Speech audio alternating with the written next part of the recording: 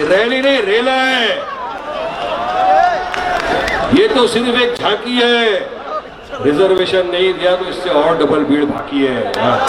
लड़ते रहेंगे, हक की लड़ाई, हक की लड़ाई लड़ने से कभी पीछे नहीं हटना। हमेशा असद साहब ने कहा है कि मजलूमों, मुसलमानों की, हमारा पिछड़ा वो वर्ग की ये लड़ाई है। रिजर्वेशन हमारी मांग है, क्यों आप नहीं देते हो रिजर्वेशन? चलिए बताइए मेरे को। मुंबई की उच्च न्यायालय ने पूरी सुनवाई करने के बाद ये फैसला किया कि महाराष्ट्र में 5% रिजर्वेशन एजुकेशन में मुसलमानों को देना चाहिए। उन बच्चों बच्चियों के लिए रिजर्वेशन मांग रहा हूं जिनके मां बाप का अरमान है कि हमारा भी बेटा, हमारा भी बेटी पढ़ लिख के IAS, IPS, IFS ऑफिसर बने। आज इम्तियाज जलील साहब वक्फ बोर्ड के अंदर मेंबर भी है। कंप्लेंट पे कंप्लेंट कर रहे हैं और अल्हम्दुलिल्लाह कामयाबी पे कामयाबी मिलती भी जा रही है। पूरा में FIR हो गया, पूरे महाराष्ट्र में FIR कराएंगे।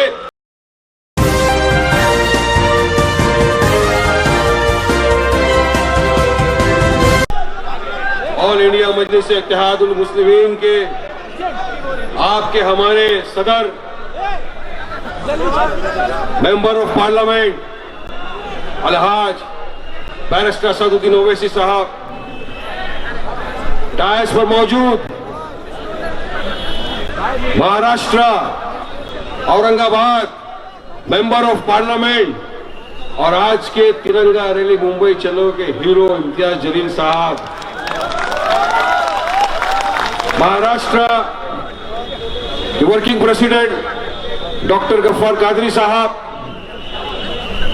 मुंबई प्रेसिडेंट फैयाज साहब और तमाम मजलिस के जिम्मेदारान यहां पे मौजूद, मेरे दोस्त, मेरे बुजुर्ग, मेरे भाइयों, मेरी बहनों, आज का ये जलसा, ये रैली, मैं ये कहूंगा ये सरों का समंदर है।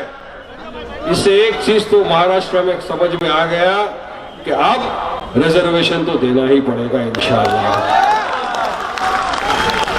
आज का ये रैली, ये सभा, तिरंगा रैली इसलिए रखा है क्योंकि मुस्लिम आरक्षण जो हम कहते हैं कि हमारा अधिकार है वो हमको मिलना चाहिए। आज ही के दिन मुझे याद आ रहा है, एक फेसबुक के ऊपर मेमोरी आता है, उसके अंदर आज ही के दिन 11 दिसंबर 2016 को मैं और मेरे साथी इम्तियाज जलील साहब नागपुर की असेंबली के ऊपर बाहर स्टेप्स पे बैठे थे और हमारे हाथ में, हमारे गले में हमने वो बांध के रखा था कि हमको 5% रिजर्वेशन मुसलमानों को मिलना चाहिए। और आज 5 साल हो गए, अल्हम्दुलिल्लाह हमारी लड़ाई चालू है और इंशाअल्लाह ये लड़ाई जब तक खत्म नहीं होगी जब महाराष्ट्र में हमको रिजर्वेशन जब तक नहीं मिलेगा। 2014 के पहले जो ये कांग्रेस की सरकार थी, जाते वक्त उन्होंने एजुकेशन में 5%, जॉब में 12% रिजर्वेशन दे, मगर कोई कानून नहीं बनाया। उनको लग रहा था फिर सत्ता में आएंगे, फिर इसी तरह मुसलमानों को बहलाएंगे, इनका वोट ले लेंगे, मगर वोट लेने के लिए कानून नहीं बनाया, जिसकी वजह से रिजर्वेशन लैप्स हो गया। भाजपा सरकार आई, वो तो सोने पे सुहागा, वो तो कभी देने वाले ही नहीं थे। उस वक्त जब मैं और इम्तियाज जलील असेंबली में खड़े होकर चिल्लाते थे, रिजर्वेशन की मांग करते थे कि हमको 5% रिजर्वेशन देना चाहिए सरकार ने, अब मराठाओं को दो, हमको कोई आपत्ति नहीं है, अब धनगर समाज को दो, हमको कोई आपत्ति नहीं है, मगर हमको भी जो मुंबई की उच्च न्यायालय ने कहा है कि 5% रिजर्वेशन आपको एजुकेशन में मिलना चाहिए, हमारा हक है, हमको दीजिए।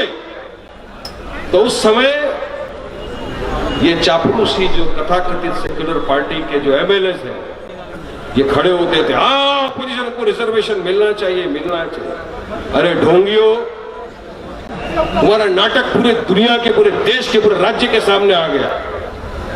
आज तो तुम सत्ता में हो ना, आज तो तुम शिवसेना की गोद में जाके बैठ गए हो, शिवसेना से निकाह करके बैठ गए हो। आज तो तुम दूल्हा दुल्हन एक साथ। तो आज तुमको किस चीज ने रोका है रिजर्वेशन मांगने से? तो तुम्हारी नीयत ये पूरे लोगों के सामने है। अरे ये वो शिवसेना है, मैं इनको याद दिलाना चाह रहा हूं, जिसके चीफ मिनिस्टर ने फ्लोर ऑफ द असेंबली के अंदर खड़े होकर कहा था कि हमको फख्र है कि हमने बाबरी मस्जिद को गिरा दिया। ये वो शिवसेना के साथ जाके लोग बैठे, तो इनसे क्या फॉर में इंसाफ की उम्मीद करेंगे? क्या उम्मीद हम करेंगे कि हमको ये रिजर्वेशन दिलाएंगे? क्या उम्मीद करेंगे कि ये हमारे लिए आवाज उठाएंगे, रिजर्वेशन की मांग रखेंगे? कोई उम्मीद नहीं है हमको, मेरे दोस्तों बुजुर्गों भाई। मगर हाँ, मजलिस आपके साथ कंधे से कंधा मिलाकर खड़ी थी, है और इंशाअल्लाह ताला खड़ी रहेगी।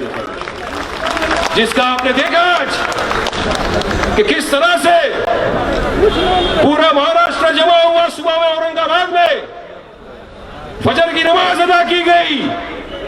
उसके बाद एक साथ गाड़ी लेकर इम्तियाज जलील साहब के पीछे पूरा गाड़ियों का रेला चला।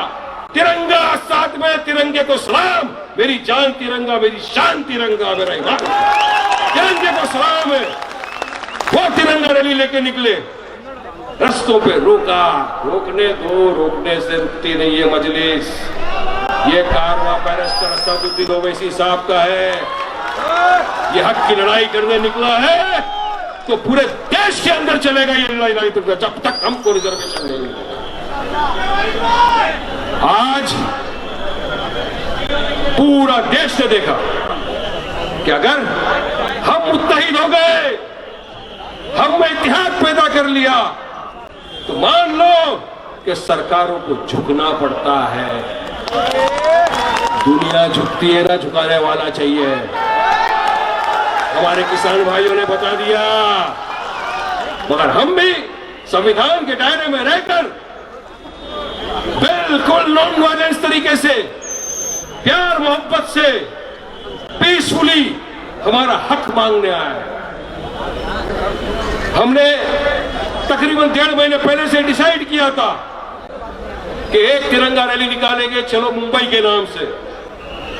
इम्तियाज भाई असद साहब सबने फैसला किया कि हम चले गए वहां पर, परमिशन लेंगे।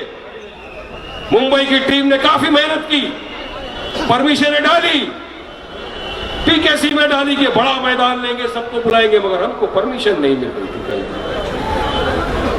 फिर परमिशन डाली, फिर रिजेक्ट किया, फिर परमिशन डाली, फिर रिजेक्ट किया। क्योंकि क्या हो रहा था कि इनको तो हमारे लिए कुछ करना नहीं है। ये जो कथक पार्टियां है ना, इनको हमारे लिए कुछ नहीं करना है, लेकिन जो कौम मिल्लत के लिए कुछ करना चाहता है, उनके रास्ते में भी उनको रोड़े डालने, अटकाना है। इनका काम ये बना, इन्होंने अटकाया। हमारे रिजर्वेशन के लिए जो हम पीसफुली आ रहे थे, हमको रोका गया, अटकाया गया, हर तरह से हमको परेशान किया गया। मगर आपकी नीयत साफ है, दिल में जज्बा है, ईमान है, तो याद रखो कोई तुमको रोक नहीं सकता। जिसका सबूत आज आपने देखा कि पूरी रैली अल्हम्दुलिल्लाह औरंगाबाद महाराष्ट्र से निकल के मुंबई तक पहुंच चुकी है। ये रैली नहीं, रेला है। ये तो सिर्फ एक झांकी है। रिजर्वेशन नहीं दिया तो इससे और डबल भीड़ बाकी है। लड़ते रहेंगे, हक की लड़ाई, हक की लड़ाई लड़ने से कभी पीछे नहीं हटना। हमेशा असद साहब ने कहा है कि मजलूमों, मुसलमानों की, हमारा पिछड़ा वो वर्ग की ये लड़ाई है। रिजर्वेशन हमारी मांग है, क्यों आप नहीं देते हो रिजर्वेशन? चलिए बताइए मेरे को। मुंबई की उच्च न्यायालय में केस चला, न्यायालय के सामने 3 कमेटी का रिपोर्ट रखा गया। Sachar committee, Mahmoodur Rahman committee, report high court ने देखा। रिपोर्ट में खुली तरह के रमायत पूरा मेंशन था रिपोर्ट के अंदर कि महाराष्ट्र का मुसलमान सोशली, इकोनॉमिकली, एजुकेशनली बैकवर्ड है। बैकवर्डनेस पे मुंबई की उच्च न्यायालय ने पूरी सुनवाई करने के बाद यह फैसला किया कि महाराष्ट्र में 5% रिजर्वेशन एजुकेशन में मुसलमानों को देना चाहिए। हाईकोर्ट का आदेश आप नहीं मांगो, हमको बोलते नहीं मानते, नहीं मानते। आप तो मानो, हाईकोर्ट का आदेश है। गवर्नमेंट को सिर्फ एक जीआर निकालना है भाइयों, याद रखो।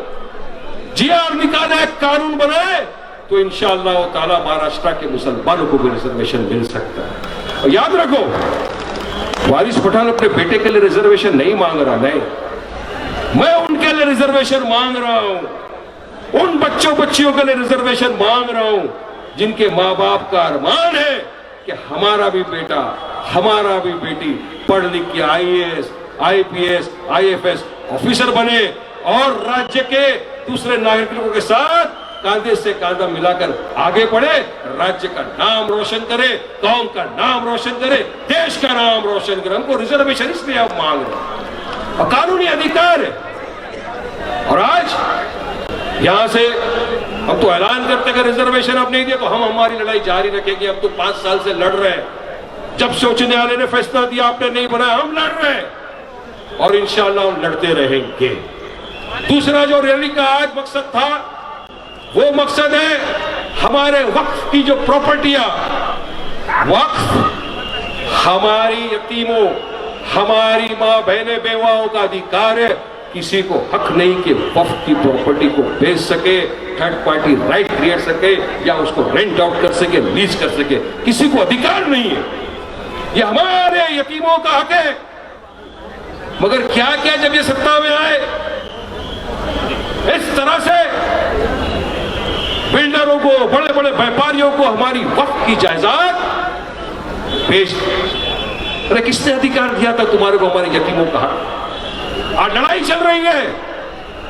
आज इम्तियाज जलील साहब वक्फ बोर्ड के अंदर मेंबर भी है, कंप्लेंट पे कंप्लेंट कर रहे हैं और अल्हम्दुलिल्लाह कामयाबी पे कामयाबी मिलती भी जा रही है। पूरा में FIR हो गया, पूरे महाराष्ट्र में FIR कराएंगे और जिसने हमारे यतीमों का, बेवाओं का, मिस्किनों का अधिकार खाया है, हक मारा है, इंशाअल्लाह सुब्हानहू तआला उसको जेल की सलाखों के पीछे डालेंगे और हमारे वक्त की जमीन हासिल करेंगे।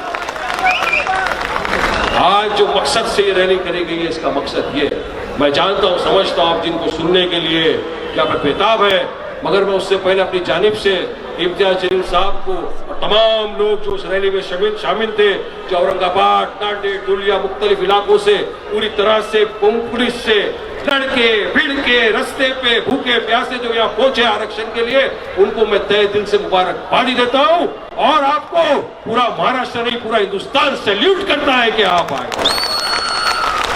हक की लड़ाई है ये, हम साथ में आपके, अब आपको साथ देना पड़ेगा। असद साहब तो पूरे हिंदुस्तान में निकले, आज यहाँ है तो कल यूपी में, तो फिर परसों हैदराबाद में, तो दिल्ली में, पार्लियामेंट में, हर तरफ आपकी और हमारी आवाज अगर कोई है तो ऑल इंडिया मजलिस इत्तेहादुल मुस्लिमीन का, आपका मेरा कायद बैरिस्टर असदुद्दीन ओवैसी है। फिर चाहे शरीयत पे हो, फिर चाहे CAA NRC पे हो, चाहे बाबरी पे हो, चाहे दादरी पे हो, चाहे वक्फ पे हो या चाहे मुस्लिम रिजर्वेशन पे हो, अगर हक की आवाज कोई पूरे हिंदुस्तान में उठाता है तो मजलिस इत्तेहादुल मुस्लिमीन उठाती है, बैरिस्टर असदुद्दीन ओवैसी साहब। अगर वो हमारे लिए कर रहे हैं इतना सब, तो क्या हमारा फर्ज नहीं बनता उनके साथ देना? क्या हमारा फर्ज नहीं बनता कि हम मुत्तहिद हो जाए, एक हो जाए और एक साथ मिलकर इस लड़ाई में आगे बढ़े? तो बुजुर्गों, दोस्तों, मेरे अजीज साथियों, आज इतना ही बोलूंगा क्योंकि आज सुनना है हमको रैली के हीरो को जो आए यहाँ पे, सुनना है हमको हमारे हिंदुस्तान के सबसे बड़े हीरो को असदुद्दीन ओवैसी को, क्या उनकी राय है आप? क्योंकि आज सिर्फ महाराष्ट्र नहीं सुन रहा साहब, आज आपको पूरा देश, पूरी दुनिया सुनने वाली है कि आरक्षण के ऊपर मजलिस ने क्या किया है। लिहाजा मैं आपसे बस अदबन गुजारिश करता हूं, मुत्तहिद हो जाओ, इत्तेहाद पैदा करो, एक हो जाओ। मजलिस इत्तेहादुल मुस्लिमीन आपके साथ ही है, इंशाअल्लाह ताला रहेगी और ये लड़ाई हमारी है और इंशाअल्लाह हमेशा जारी रहेगी। फिर से पूरी रैली वालों को, तिरंगा रैली में जो शामिल हुए, तहे दिल से मुबारकबादी पेश करता हूँ। बहुत बहुत मुबारकबाद, शुक्रिया, अस्सलाम वालेकुम, जय हिंद।